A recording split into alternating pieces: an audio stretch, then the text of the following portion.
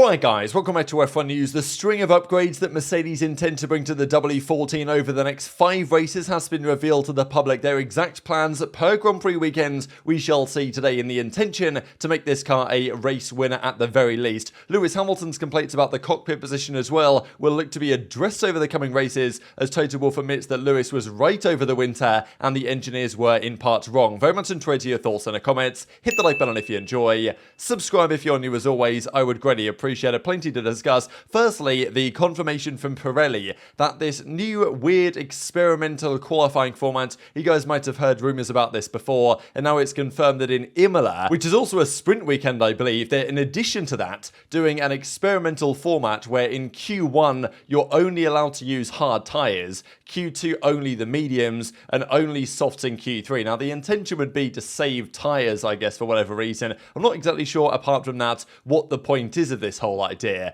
but it does seem rather weird. I'm guessing if it rains you are allowed to use wet tyres or intermediates, but still, I mean, it's very interesting, especially because last year the Mercedes was terrible at tyre warm-up, and if you put them on hards in quali it would have absolutely been a disaster. This year though in Australia, different story. Mercedes have gone from being one of the worst cars on the grid at tyre warm-up to potentially the best, and Red Bull actually were the ones that struggled with that, like arguably the most back in Australia, right? I mean, Verstappen off the line in the first couple of laps, he couldn't really stay with Russell or with Hamilton either really when he overtook him, and then give it a couple of laps for Verstappen's tyres to warm up, then he was right on the back of them. But it was very interesting how that kind of different circumstances prevailed, so maybe this creates another imbalance, but I don't really see why this is at all necessary. Speaking of Ferrari as well, good and bad news for them I suppose. They got no points that past weekend. Fred Vasseur did say though that it was a more promising weekend than it looked. One concern though is that if you guys remember after the Grand Prix concluded, when they crossed the line and Hülkenberg concluded P7 I think he finished in the end, but he was forced to stop just on his cooldown lap to come back into the pits because the team detected what has been an MGUK failure, the kinetic part of the energy recovery system. So some concern that this potentially could be an issue for all Ferrari cars. There was some thoughts initially when Hülkenberg stopped on track that maybe they'd run out of fuel or something and that he was going to get disqualified. But no, his MGUK failed just in time for him to actually still finish the Grand Prix. But still a big concern, right? Because yes, after cars have done a load of laps, come into the pits and have to stop for 20 minutes because of a red flag,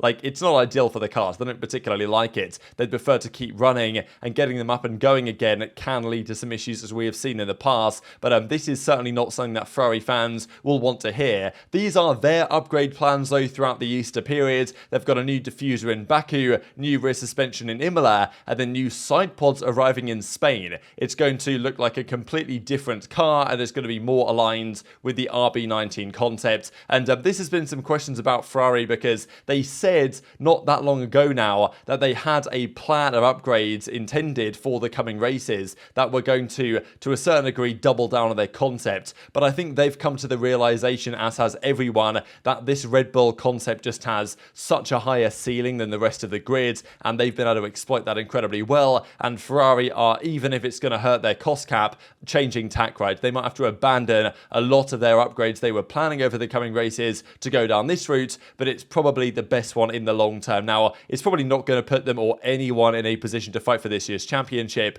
but the Ferrari news says it should establish Ferrari as the clear second fastest. Now, this might be true if Aston Martin and Mercedes also weren't trying upgrades, right? Because Ferrari say they've got upgrades that are going to make them second fastest. Mercedes say the same, as do Aston Martin, right? So it's going to be a fun battle for seconds, but I think first place is probably not going to be attainable. But it's quite clear, right, that when we come to Spain, the Ferrari and the Mercedes are going to look dramatically different to what they currently do, and whether they'll be dramatically faster is of course the key question as to whether any other teams the Red Bull can actually challenge for race wins as the season progresses. Aston Martin, their car is very good, especially around, we're going to Baku in a few weeks time. It's a more rear limited circuit, lots of traction zones, where the Mercedes is likely to be weaker and the Aston Martin stronger again, as it was in Bahrain. Now the issue with the Aston though is it's not particularly going in a straight line, and it's not particularly efficient with the DRS open compared to especially the Red Bull. So they are looking to bring a new rear wing to Baku to try and help on that lower downforce level. So that's their intention, and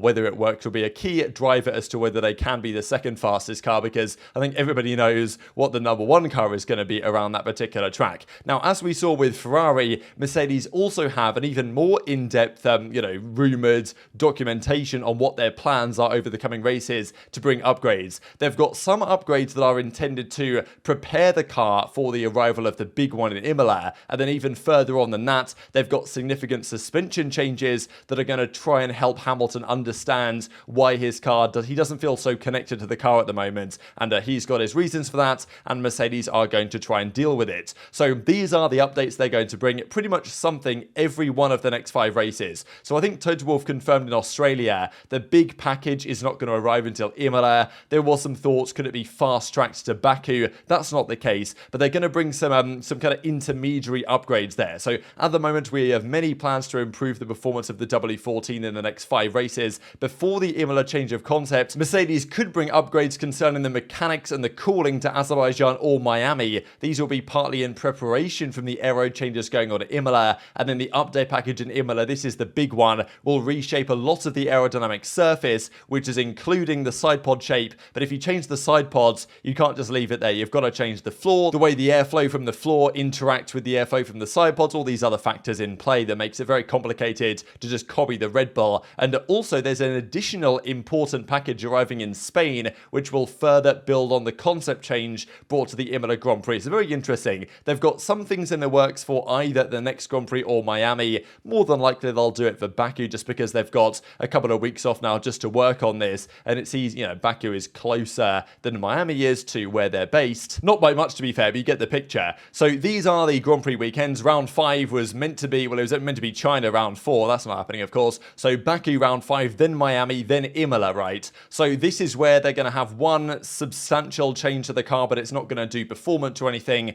probably in Baku or Miami. Then the big change arrives in Imola, and then 2 races later in Spain, that's when they kind of have the consolidation upgrades. That's their plan, at least. That will, well, we'll see where they are then, because after Spain as well, that's when Ferrari are bringing their final kind of element of their side pod package, per the rumours we just discussed. So it'll be very interesting to see. Aston Martin, though, like, they're no slouches either. They've got some significant upgrades also in the works. So in addition to trying to make the car go faster with downforce, they've also got to ensure the drivers can push the car to the limit. It was very clear with Hamilton, especially in Saudi Arabia, that he was not comfortable with the car underneath him. He wasn't, because Russell was doing very well in Sector 1 in Saudi Arabia. Hamilton alone lost about 3/10 to Russell just in Sector 1. He was level, if not slightly faster than Russell in Sector 2, Sector 3 in qualifying, but he lost all the time that he was behind Russell in qualifying just in Sector 1. And that really shows when you're going through those high-speed corners, Hamilton didn't have the confidence that the car was going to stick beneath him, and that's a disconnect that Hamilton's been feeling, and even also applies to Russell as well. Russell commented on this the other day and says, okay, the Mercedes is a faster horse than a Williams, but it's still a lame horse.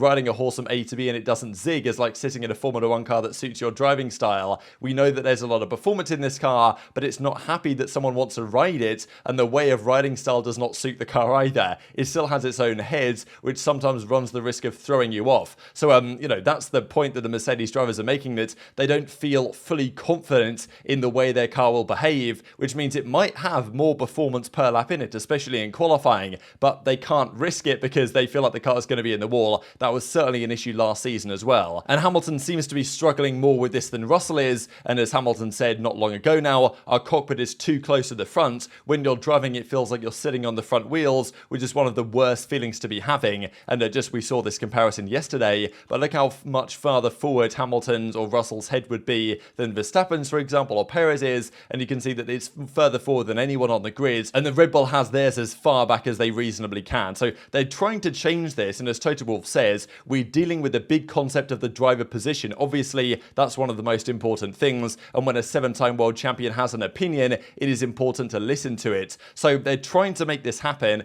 Fundamentally, though, they don't have the money just to create a new chassis and go with it. They're going to have to find other alterations, potentially to the suspension, to move in the direction that Hamilton wants to be the case. And Toto Wolff also admitted that Lewis Hamilton had a different idea for the direction he wanted them to take with the W14 over the winter. The team, though, went for the zero pods concept, and it turns out that in hindsight, they could have listened more to Lewis Hamilton instead. So Lewis had a different idea. We decided together in the end to remain faithful to the concept, potentially somewhat begrudgingly from Hamilton and George after driving the car, but I guess they thought the engineers were going to be right, and understandably so. The engineers get paid to do that job job for a reason. Of course, they were encouraged by the good results and the victory in Brazil, but, you know, Hamilton had a different idea. We did everything to make our concept work because based on the data, it should have worked, but we have now confirmed that we were simply wrong for whatever reasons, and yeah, a bit of a disaster class of Mercedes, but I guess they believe that now they're going to get things right going forwards. So a big set of upgrades arriving over the coming races here for Ferrari and also for Mercedes. Aston also have things in the works, but they don't need to radically overhaul their concept as Mercedes realised a few weeks ago they needed to, and it seems like Ferrari also now have that understanding. So we're going to go into 2024 with probably 4 Red Bull-ish looking cars right at the front of the grid, which is exciting, but arguably they should have figured this out before, and we could have potentially had a more interesting fight for the championship in this particular season, but it's still Formula 1, anything can happen over the coming races. Just one final thing to mention is that Logan Sargent has officially apologised to Nick De Vries for taking him out at the final restart in Melbourne. Still no idea why he wasn't punished for this. I feel like a 3-place grid penalty at the next Grand Prix would have been very much deserved for just straight up taking De Vries out of the Grand Prix, but I guess the you know, the directors or the stewards just kind of forgot even to consider this one because they were all caught up with the whole Sainz Alonso incident and dealing with the way the finish of the Grand Prix was going to go. They seemingly forgot about Sargent and Nick De Vries, but you know, he apologised, so I guess it's all good now. Hit the like button if you enjoyed, subscribe if you're new, take care, and I'll see you next time.